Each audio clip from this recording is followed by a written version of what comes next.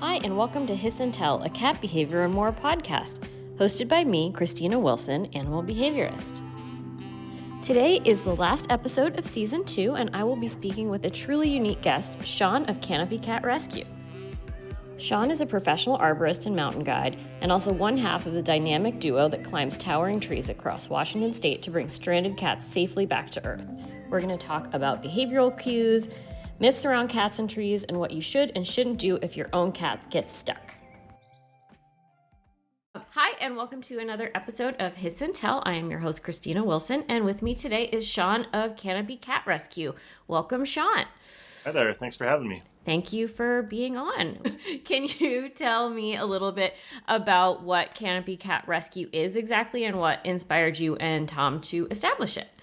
Yeah, so both Tom and I are professional tree climbers and climbers. So we started a company that specifically rescues cats from trees. A lot of people think that the fire department rescues cats in trees. And when people have a cat in a tree, they learn really quickly that they do not rescue cats in trees. So in other parts of the country, we just say call like a tree service because they know how to climb safely. But in our area, we're definitely the go-to ones for cats in trees and other high places. We do roofs. We've done like other things like grain silos, anything that we can use our expertise of, being able to climb up something. That's where we come on in. A lot of people, they call us for things that we do not help with, like cats under decks or cats in HVAC units or cats in chimneys, or even cats that need to be rehomed. And we get a lot of calls just because we're really well known for doing what we do. What did you do previous to this? I know you said you were an expert tree climber. Were you arborists? What were your backgrounds?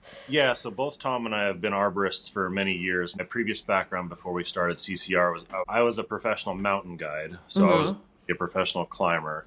And Tom was a municipal arborist, so he worked for several different municipalities as an arborist, assessing trees, things like that for disease and possible outcomes. And then when we first started, we had our own company called Canopy Conservation, which we basically did contract work for Fish and Wildlife, where we would climb up into eagle nests, osprey nests, and heron nests and maintain cameras up in those nests.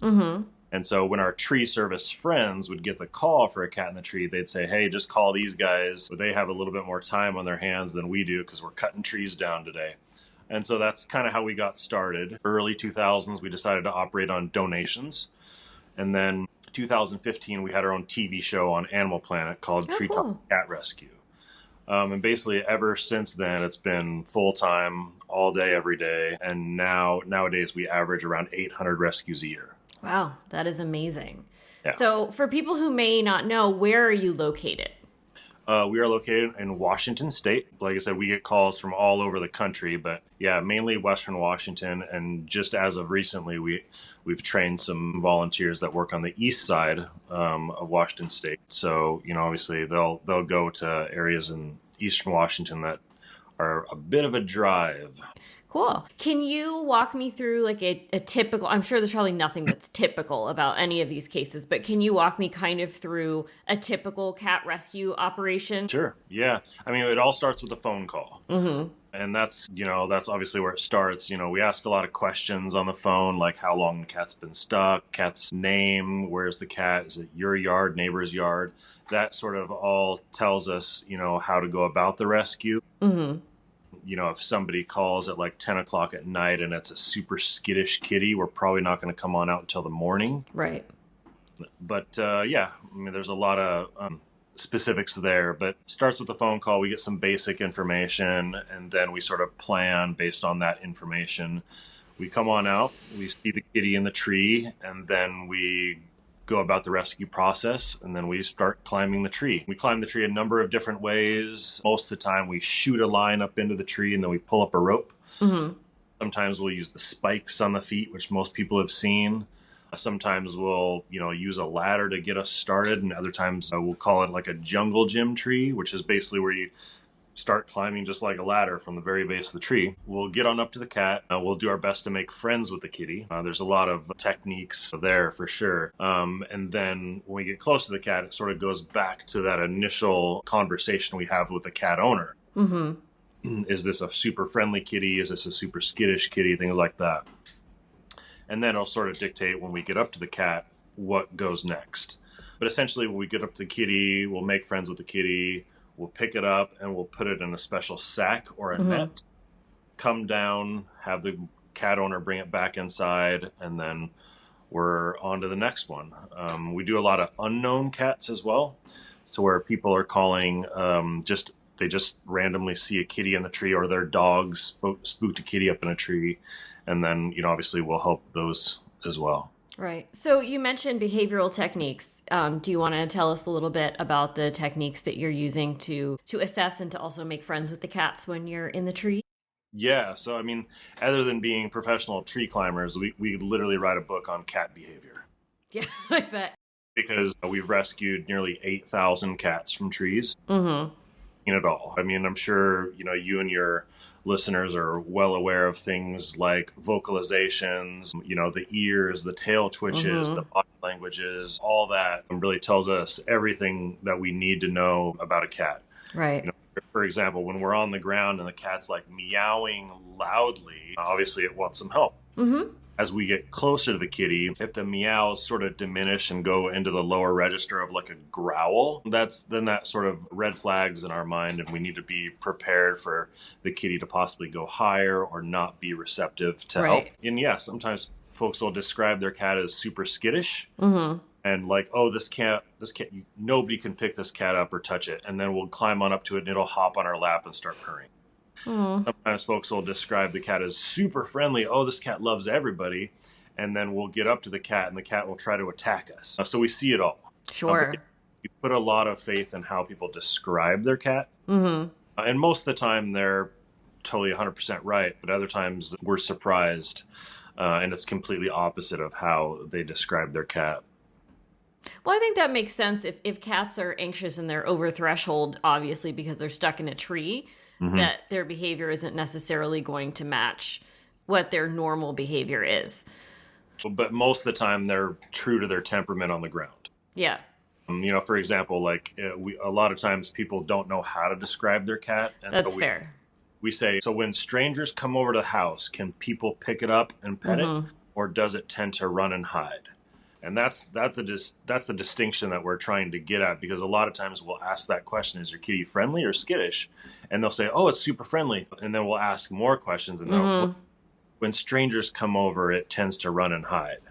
And so that tells us what the cat's going to do up in the tree. It's likely going to try to climb away from us. Yeah, that makes a lot of sense. So what are some of the most challenging rescues that you've encountered? Ones that are described as skittish. It's the ones that are like, a one-person only cat where, very few people can pick it up or touch it, and then it'll climb away from us. Like it'll climb to the very tippity top of the tree. We use the analogy star on the Christmas tree. They'll climb to the very tippity top of the tree, and sometimes the trees are totally fine. We can literally climb to the very top of the tree and touch the top of the tree. Right. Other times it's a really skinny, unstable tree, and we'll need to use a tall net with poles. And sometimes the cats, and Tom's had a few of these recently, where trees have been really close together, and the cat will go from one tree to the to the next tree, basically just trying away from you. Yeah. And those are pretty challenging. Sometimes we'll say we're playing cat and mouse up in the tree, and we're the cat's the mouse. So yeah, it's the ones that are like trying to get away from you up in the tree, but then also like it's the ones that are high jump risks. If the cat's at 150 feet up in a tree over concrete and it's a high risk, then we're like, boy, we should maybe give the kitty more time to come down a little bit, or get into a different position up in the tree, or come back when a bunch of people can hold a sheet or a tarp underneath the tree to cushion their fall if they do jump, slip, or fall. Yeah, those are sometimes the most challenging ones when we're worried about the cat's safety. Right. Just because we've rescued thousands of cats. We have done a few where the cat jumped and didn't make it. Ugh. So obviously that weighs a lot on us. It's hard for the cat owner, but we can't guarantee what the cat's gonna do. Of course not. Of course not. Do you ever have cases where the cat then does come down on their own? Uh-huh. Yeah.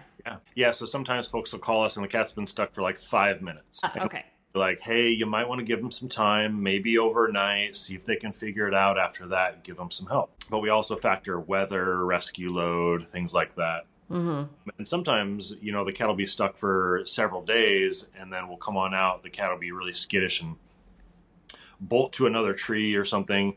And then we'll say, hey, let's give the kitty some time because it's going to likely jump if I try to handle it in the tree. And then it'll come down the next day. Right. That doesn't always happen. So we try to dispel a lot of the myths out there with cats in trees. And so by encompassing all that, we try to say anything is possible with cats in trees. That's fair. So what do you think some of those myths are? There's a lot of them. Yeah. Well, what are the top ones that you would talk about? A lot of people around the country, even like vets and pet professionals, will give out bad information about cats. The number one thing that people say that is the worst thing you can do is leave food at the base of the tree. And trust me, it's kind of like, the litter box myth. Mm-hmm. When the cats are missing, just put your litter box on out.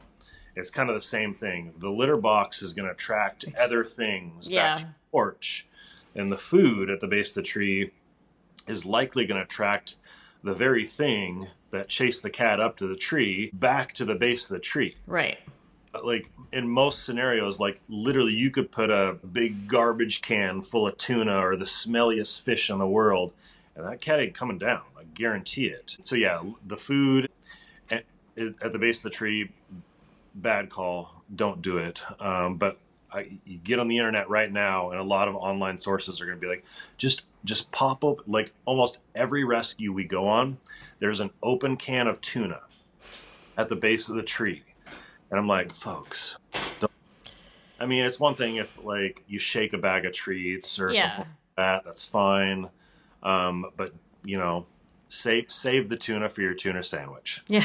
The other big thing that we try to tell folks is has nothing to do with hunger. I recently rescued a cat in the fall that was stuck for 23 days. Cats don't come down when they get hungry. It doesn't work that way. Obviously, if you're listening to this podcast, you're probably a cat owner. Like, how many times a day is your cat, like, batting at your face or, like, following you around the house saying, feed me? Like, twice a day, 3 times a day. And so those cats are hungry up in these trees. On average, when folks give us a call, it's been 2 or 3 days without food and water. And so, yeah, I'd say a couple times every year we get cats that are stuck between 15 and 20 plus days. A lot of people think that if a cat's going to go without a couple days, they're going to run into fatty liver disease. Yeah, no, but... Yeah, that's not the case. Yeah. But we get a lot of comments on social media. Oh, I hope it went to the vet. If it went 2 days without food and water, it can run into this. And I'm like, that's not how it works. Yeah.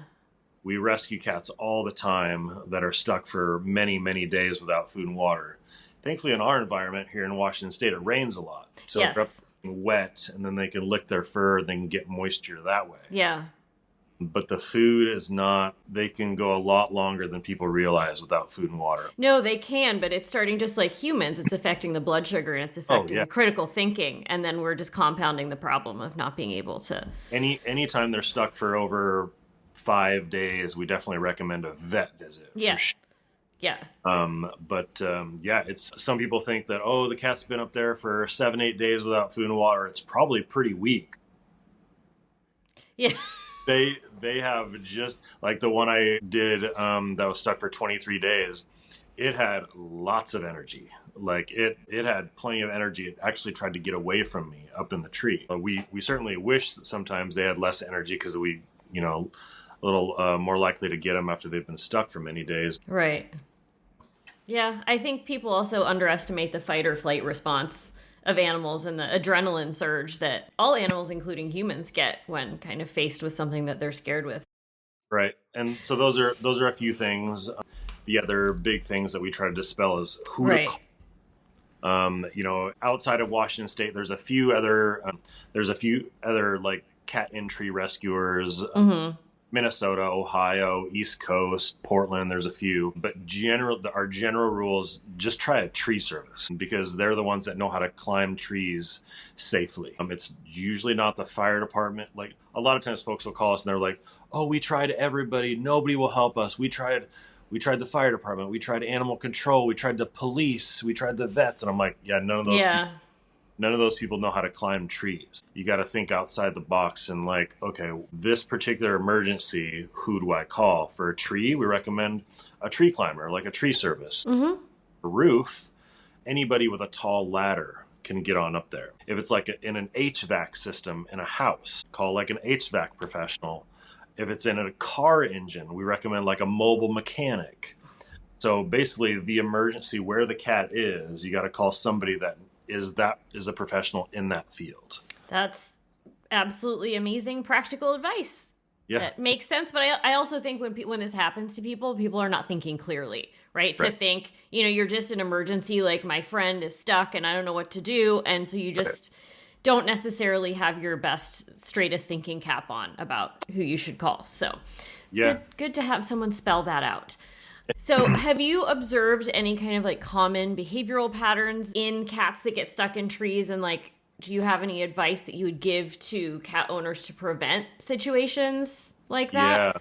Yeah, a lot. I mean, so most of the cats that we rescue are indoor, outdoor. Mm-hmm. On inside, they'll go out. They're the ones that they have kind of free roam. Obviously, we rescue some cats that are indoor only that will escape and then outside, and they're like, walking on the moon. They don't know what's up from what's down. Sometimes we rescue cats that are outdoor only or like barn cats. So obviously the first thing is, if you can transition your kitty to indoor only, that's obviously going to keep them out of trees and, keep them from getting hit by a car or attacked by a dog or any number of those things. The next thing to consider is if your kitty really likes to go outside and you have a lot of trees that he could possibly scamper up, an outdoor cat enclosure like a catio definitely that's the number one thing that we recommend. Sometimes if it's we get a lot of repeat cats that climb the same tree or multiple trees. If they are climbing the same tree over and over again, you can put flashing around the tree to prevent them from getting super high. But then obviously you got to factor in why the cats are climbing the trees. And so generally they're climbing trees to get away from something. It's usually a dog, a coyote, or a cat. So obviously, if it's a young, unfixed kitty, sometimes they're getting into fights with other cats in the neighborhood because they're cats that's not spayed and neutered. They're going to attract a lot of attention. Dogs can't really do much about that, and especially coyotes can't really do anything about that. Coyotes are everywhere. So if you're in an area where there's a lot of coyote activity or a lot of off-leash dogs, or say you're in a neighborhood with like, dogs on this fence, like if the cat goes over there, cat's climbing a tree, guaranteed. Yeah. Or getting attacked by the dog. So if you're in a situation like that, definitely consider a catio for sure. That's going to prevent them from climbing trees. And those are kind of the big things to prevent them from climbing trees. Surprisingly enough, we still get people that ask us about declawing. And I'm like, oh my God. No, and yeah, I'm like, and I just very, politely said, please don't. Yeah. Don't ever do that. Even I would rather rescue your cat from a tree 100 times before you consider declawing it. So, yeah. But yeah, catios, keeping them indoors. We're big fans of the GPS trackers as well. Those obviously aren't going to prevent your cat from climbing a tree, but you're going to know where to look. We're big fans of the Tractive GPS tracking device because you get a little app on your phone and you can pinpoint on a map exactly where the cat is. And so with the innovation of those, 10, 15 years ago, I wouldn't, GPS trackers for cats. Yeah, they were too big. Yeah, it didn't really. Yeah. But now they're really awesome, really accurate. And so we're big fans. Yeah. Big fans. Yeah, I've used those before and put them on feral cats that I TNR'd, and I wanted to see like where they went. Oh yeah. And it's really interesting to like map their territories and see where they go. I would also just add to that list that if it's possible, doing harness and leash training on your cat. would be a great way for them to be able to safely enjoy the outside without them predating on other animals and without them being able to climb a tree. And they may also be climbing trees out of boredom. So adding intellectual stimulation is always a great idea to do for your indoor kitties. Yeah, so that definitely comes with its own set of hazards. Yeah. We do get a lot of, we call them adventure cats. Yeah. That are like, they take their cats for leash and harness walks. Mm-hmm. And the number one thing that we see with that is the fit in the harness. Mm-hmm. Here comes big off-leash neighborhood dog. And yeah. what happens? The cat will squeeze on out of the harness, and now they're miles away from their home. And now they climb a tree. That's fair. Then it's a much bigger emergency, because if the cat comes down, now it's lost. Yeah. Or if the cat, climbs a tree with the leash and the harness on, it could strangle itself. Yep. And so we're big fans of it, but we recommend, a slow process, keeping really close to your house, maybe bring some dogs around, because, the cat will climb a tree and they're like, oh, well, it's the off-leash dog's, fault. Well, yeah, it is, but you brought your cat out there. Yeah. And so, yeah, that's one of the emergencies that almost requires an immediate response. And, yeah, it's great. People, take their kitties for leash and harness walks, but baby steps. No, I absolutely agree. And when I mention that, I mean for people to keep their cats within their property because of exactly what you say.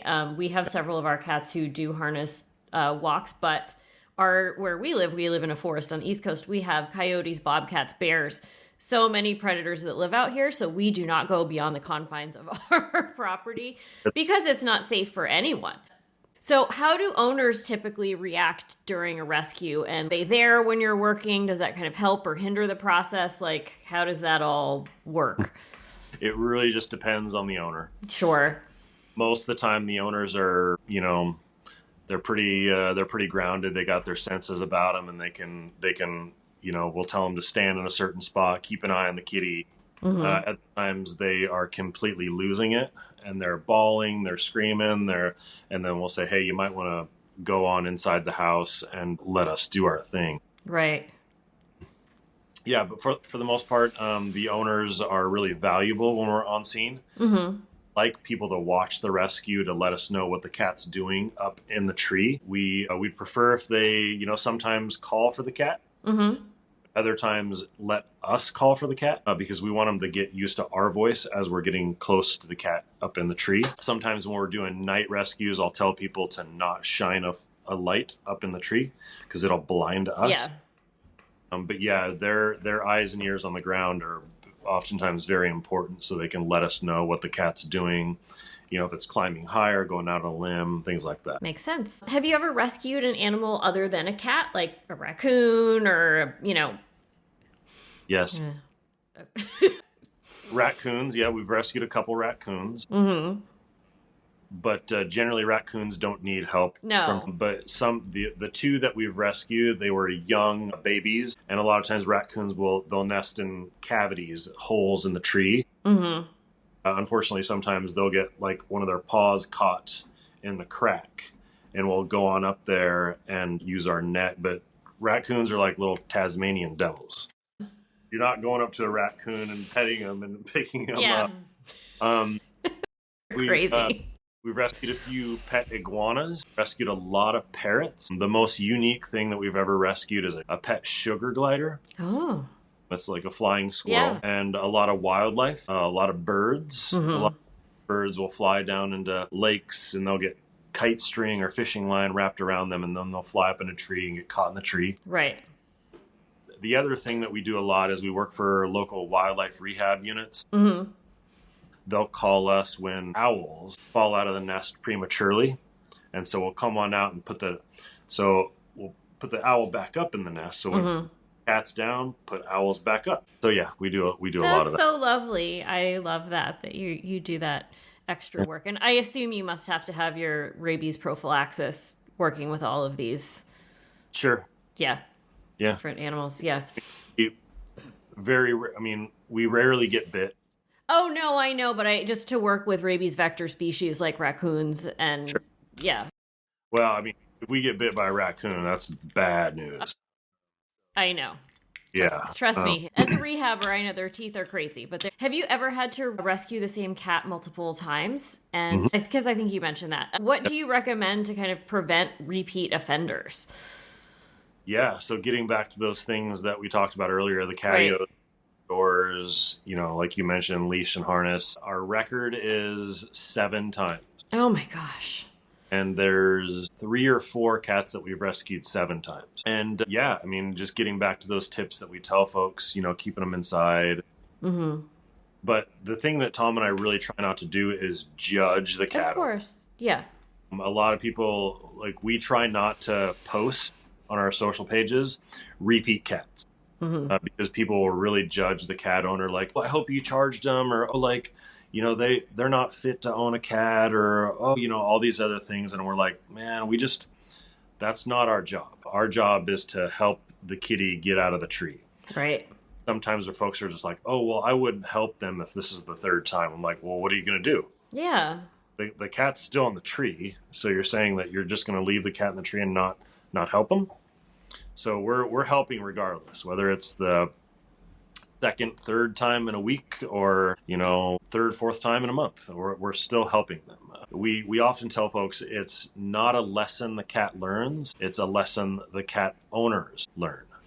So the cat owner sort of needs to figure out how they can keep the cat from climbing a tree. And all those things that we talked about earlier are what we talk about with the cat owner every single day. Like something else I mentioned to you is getting them spayed and neutered. Mm-hmm. A lot of people don't. They're like, really? That'll stop them from climbing a tree? I'm like, well, yeah, because here comes big tomcat from down the road that just patrols the neighborhood, and he senses if your cat's not spayed and neutered, he's gonna try to get in a fight with it. And Yep. here they go. Little things like that, but yeah, those catios, keeping them indoors, like you mentioned, leash and harness, flashing around the tree, all those things. Yeah.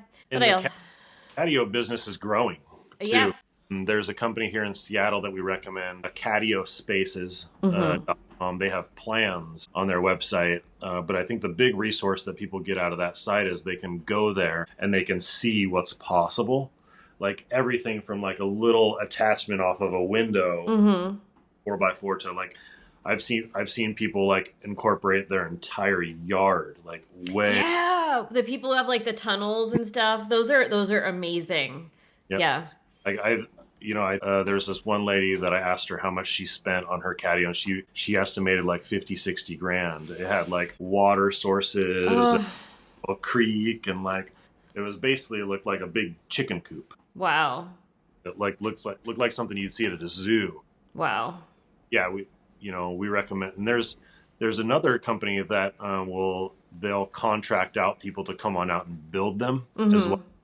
So yeah, that's something that is growing. It's kind of like with the GPS collars. Yes. Catios are becoming more popular. People are realizing the benefits of them. And Tom and I would definitely love to rescue a few less cats for sure. But it's never the need for our services. It's never not going to be there. No, especially where you live with those big giant trees. Right. And so a lot of times, obviously we're pretty big on social, but like, we'll get people from like the Midwest. They're like, oh, you've never seen a cat skeleton in a tree. And I'm like, well, have you ever climbed anything like this? Yeah. And so that's another, getting back to those myths is right. Like, you've never seen a cat skeleton in a tree. And I'm like, well, we've never seen a cat skeleton in a tree, but we've actually done recoveries in the tree. So we've rescued dead cats. And the thing is that you don't see skeletons. You don't see any skeletons in trees, whether it's a raccoon, a bird, right, or anything, because when they die, they fall out. Yes. Or die up there, they get picked off by any number of crow, raptor, like that. So that's why. No, exactly. But then our rebuttal is like, okay, so, if you want to wait, how long are you willing to wait? Just getting back to the, Tom and I call them cat haters. The people that they hear what we do and they're like, that's just completely ridiculous. And I'm like, folks, it's not, it's a little bit more involved with that. Like, we're doing it for the cat. We're also doing it for the cat owner. A lot of times folks will call us at, 8 or 9 o'clock at night and the cat's been stuck for 45 minutes and they're not willing to wait. They want their cat down like now. Yeah. And we'll do our best to work with the cat owner based on all those questions that we ask and where they're located in the tree and things like that. But, if people are down on like what we do, just think of us as like, pet reunition, like sort of service. Like we're there just to bring the kitty back home. In a lot of other cases, we're there to save the cat's life. Mm-hmm. So it's those two things that we try to educate folks on. But yeah, the whole cat skeleton in a tree thing is, and a lot of times we have family that work for fire departments. Yeah. Even my best friend is a captain in the fire service. A lot of times people that say you've never seen a cat skeleton in a tree, they work for fire departments. Because, it basically just sort of gets them off the hook. Right. And they don't, they're like, hey, a lot of times people, like I mentioned earlier, they'll call the fire department first thing. And sometimes the fire department is totally cool. They're like, oh yeah, ma'am, like just get online and find a local tree service in Washington State. There's a company that does this. Sometimes they're really rude and they'll be like, ma'am, you've never seen a cat skeleton in a tree. Click. And I'm like, there's a better way to go about it. Yeah, of course. Of course. Do you know of any cases where a cat has developed anxiety or fear after being stuck in a tree? The thing that we've noticed, especially with like repeat cats, they'll recognize that they had to go into a sack. Right. And so if it's a friendly cat and the first time it totally was fine with us getting it, and then the next time they're like, hey, last time I had to go into this sack for the way down and I didn't like that. Right. So they'll try to climb away from us. But we don't see a lot of like behavioral issues after they've been stuck or anything like that. Or at least we don't hear about it. Yeah. And so the best thing that we can say is like, we do see some correlations between cats that have been stuck multiple times and like a negative, association with how the rescue went. Mm-hmm. Sometimes we'll rescue the cat the first time and, say it was a skittish cat. And then the next time they'll be like, well, I remember this person helped me out, and they'll do their best to get to us. And so that's a positive. Yeah, that's nice. Yeah. That's nice to hear. Do you collaborate with local animal shelters or vet clinics or, anybody in your community, or do people just kind of find you and know about you because of all your social media? Yes, all of that. Okay. Anytime people get on, I'm sure you guys know there's literally a lost and found pet page for almost every city, county, at least in Washington. Yeah. Anytime folks will get on there and they'll say, hey, what do we do with a kitty in a tree? They're going to say to call us. Right. But, sometimes we've actually done talks for our local animal control. Mm-hmm. A few for local fire departments. We'll hand out flyers to vets. But surprisingly enough, some local vets, they've never heard of our service because a lot of times they're sort of in the dark. They'll be like, oh, obviously we can't help, call your local fire department. Right. And then the fire department will give out our information. Sometimes folks will call a non-emergency or even 911, and then they'll give out our information, which is great, but I wish people wouldn't call 911. Yeah. Or a cat in a tree. Just get on the internet and just type in cat stuck in a tree, Washington. We're going to be the first ones that comes up. So yeah, we definitely work with a lot of them. Obviously sometimes we get unknown cats out of trees. Mm-hmm. Work with, sometimes we'll bring it to a shelter. But most of the time with unknown cats, and that's a popular question, is what do we do with unknown cats? Right. So we always carry a microchip scanner. Mm-hmm. So we'll always scan unknown cats for a microchip. And most of the time, kind of getting back to the GPS things, most of the time people nowadays, they have a microchip with their cat. Right. And so then obviously you got to call the chip company to get information. And most of the time they're happy to give us the information. Sometimes the information is not correct. And so we'll have somebody in the neighborhood hold on to the cat, go around door to door, talk to people and figure out where the cat lives. It's kind of last case scenario that we'll take it to a shelter, because shelters are so busy, so overrun. And say we take a pure black cat to a shelter, the odds of the owners finding that cat again are pretty slim. Yeah. Because even if they go to the shelter's website, they're going to be like, oh, my kitty is so hard to tell. So unless they actually go there and visit the cat. Right. So yeah, most of the time we will release the cat, because basically what we found is the cats live really close to where they're in the tree. Mm-hmm. Literally like a cartoon. Sometimes we'll get the kitty out of the tree, scan it, no chip, no ID, no nothing. We'll let it out of the sack, sort of see what it does. It'll run right across the street into a cat. It's so funny. And obviously why we don't like to, remove cats from their neighborhood. Mm-hmm. Literally, they're right, they're a stone's throw from that tree. So yeah, that's generally our protocol with unknown cats, for sure. All right. Do you have any thoughts about expanding Canopy Cat Rescue into other regions? I know you mentioned kind of training some people on the eastern side of Washington State, or doing training for other people who want to do this. Yeah. So yes, the short answer is yes. Mm-hmm. The long answer is we're very hesitant. Right.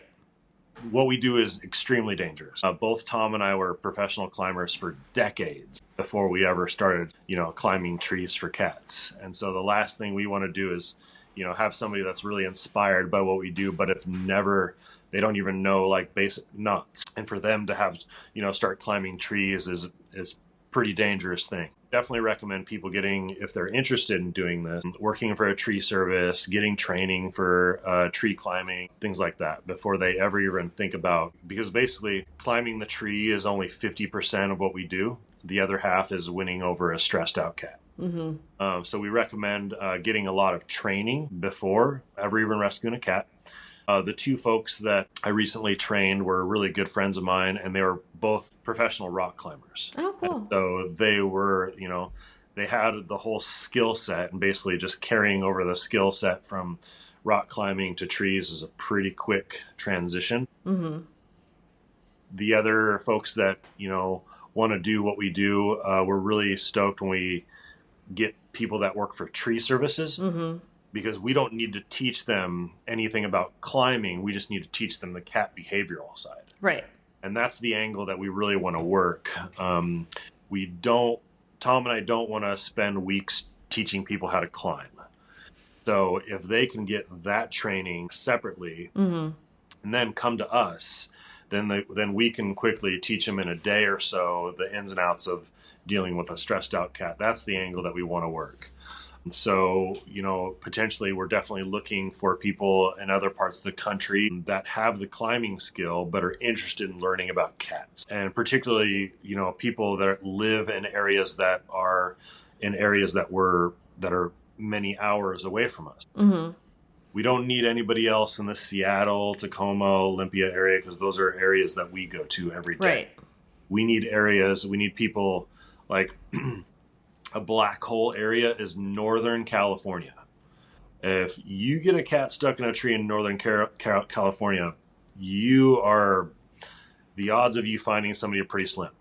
And hopefully that's going to change soon. Places that are a little bit more rural, where the services are hours away, that's going to be hard to find somebody for help. Right. It's areas like that we want to find people that are willing to rescue cats. But yeah, definitely expansion is definitely in our future for sure. That sounds amazing, and I hope that you find some people to come on board with you. You did mention teaching people behavioral techniques for winning over cats in the trees. Can you tell me a little bit about what you guys do? I can't believe I didn't ask you that before. So yeah, a lot of times, obviously the first thing is learning the cat's name. Mm-hmm. And how the cat owners call their cat. And so this, all the other people that are listening, cats have a name, right? Say your cat's name is Spike. You don't ever call the cat Spike. Call it Smoochie or Spoofy or Fuzzy Pants or anything like that. That's what we're trying to learn from the cat owner. Right. How you call it. We've learned that different nationalities call their cats differently. Mm-hmm. want to sort of get on that page and how they call the cat. And so that's number one. But also the big thing that we do is when we get close to the cat, don't just reach up and grab the cat. If you do that, you're going to end up fighting the cat. Well, the first thing you want to do is let him smell you. You want the cat to be as comfortable with you as possible. And so sometimes I'll use a product called Fell-Away or Feel-Away, sort of mask the smell of other cats. Because a lot of times if we're climbing a tree or a cat's been stuck for multiple days, we're getting cat pee on us, other stuff. I'll use that, or I'll use like a natural bug spray to just basically make myself smell good. And the cat's really interested in that, because if you get up to the cat and the cat's smelling like a stressed out pee on you, cat's going to be like, things like that. But also reading the cat's behavior, like the vocalizations, like earlier, if the cat's going from like a super high pitch, help me meow, to when we get close to it, it's growling. I might take the time to put on my bite-proof gloves and then approach the cat. If the tail, like any of your listeners know that, when you come home from the grocery store, what does the cat's tail do? It goes whoosh, up like this. And I'm happy to see you. But if it's like low and twitchy like this, that's a red flag. Also the ears, if they're straight up, cat's not bothered. But if they're down and pointed, recognize that for sure. And if the cat, if we get on up to the cat and the cat stands up on the branch and is like, oh, hey, how's it going? That's really good. If the cat stays crunched down, ears pinned back, growling, that's a cat that's going to be a pretty difficult customer. So yeah, things like that. Learning those subtle cues, but the vocalizations, they tell us a lot. Yeah. Sometimes they don't tell us anything. Like my East Side volunteers, they went to a place in Spokane that's 5 hours from me, but it was only 2 hours for them. And the cat wasn't meowing at all. No, zero meows. Even when somebody went to the base of the tree and said, hey, kitty, kitty, no meows. And so that tells us that it could be, not always, could be a stray, could be a feral. Feral cats, they're not super vocal up in trees. But other times the cat could just be quiet. And so it turns out the cat was super friendly. It just wasn't making any sound. But the rescue was difficult, but they were able to get the kitty down. But a lot of times the vocalizations tell us a lot. But yeah, learning those things, how to talk to the cat. Sometimes what we'll do is we'll tap loudly on the trunk. Because what we want the cat to do is stay focused on us. What we don't want to do is just be climbing up, not talking to the cat. Tom and I are constantly talking to the cat, almost to a point of annoyance. I'm like, a lot of times I'll wear a GoPro and video like the rescue process, and I'm like, I get annoyed at myself how much I'm talking to the cat, and can't do anything about that.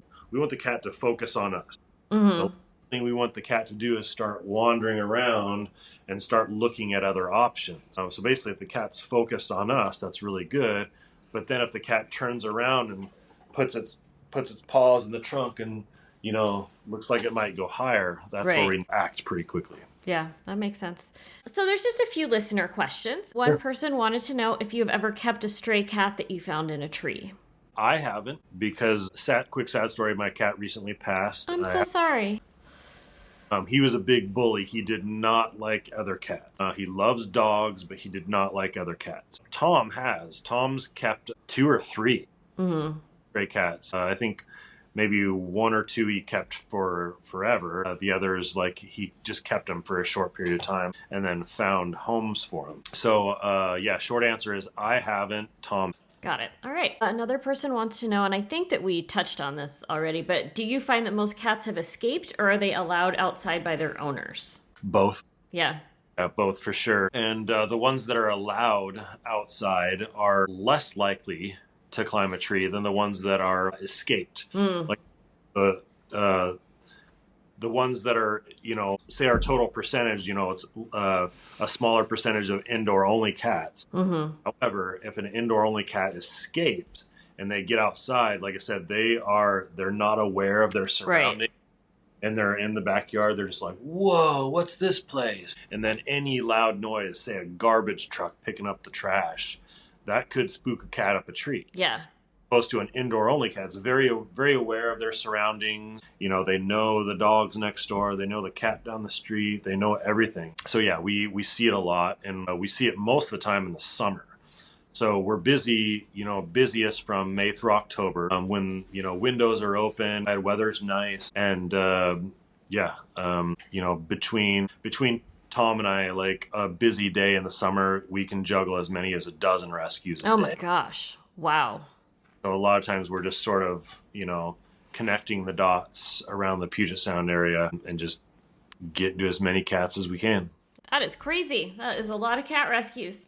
And then the last listener question that I think that we also kind of touched on is, what is the challenge about getting the word out about your services? And it doesn't seem like you have much challenge about getting the word out about your services. Yeah. I mean, like I mentioned, ever since we had our own TV show, we knew doing the TV show would propel us to, cat rescue stardom, so to speak. But now it's the work's done. Right. And so now the challenge is to, do as many as we can. And then the ones that we can't get to, help them find somebody. Mm-hmm. And yeah, like I think this is actually going to be our biggest year ever, just given how many Tom and I've done so far this year. I think that this year we'll probably do like 850 rescues. Wow.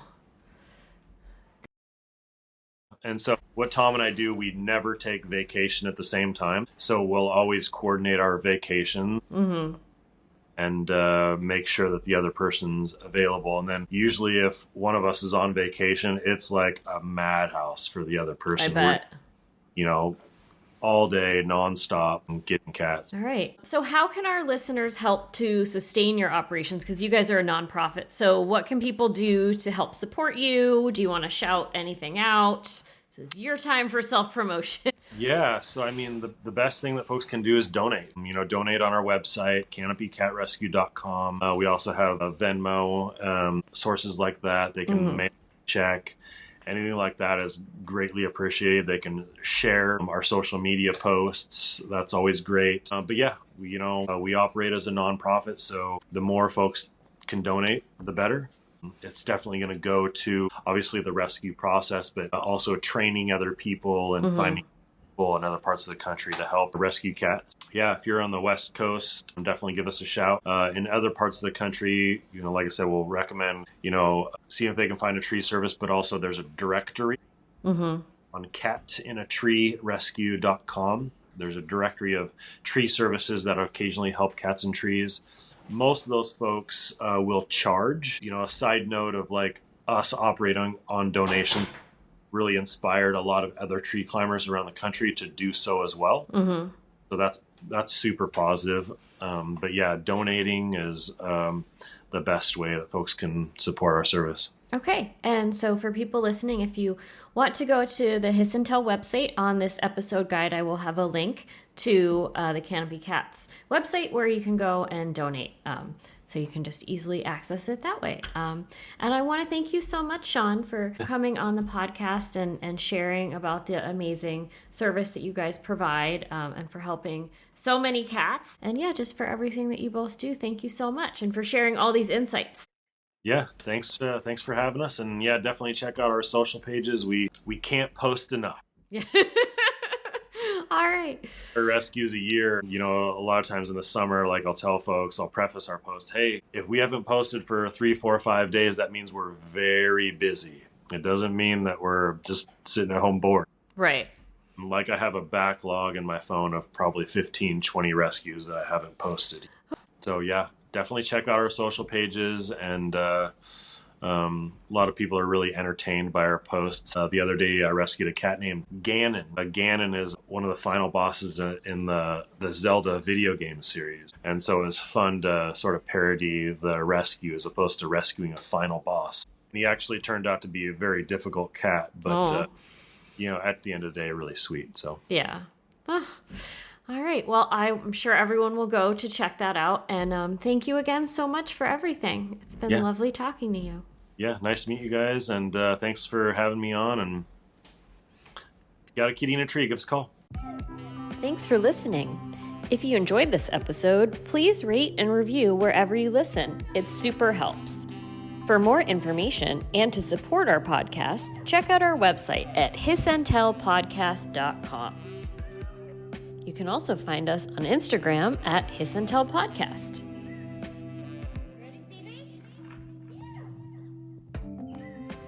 Music provided by Cat Beats.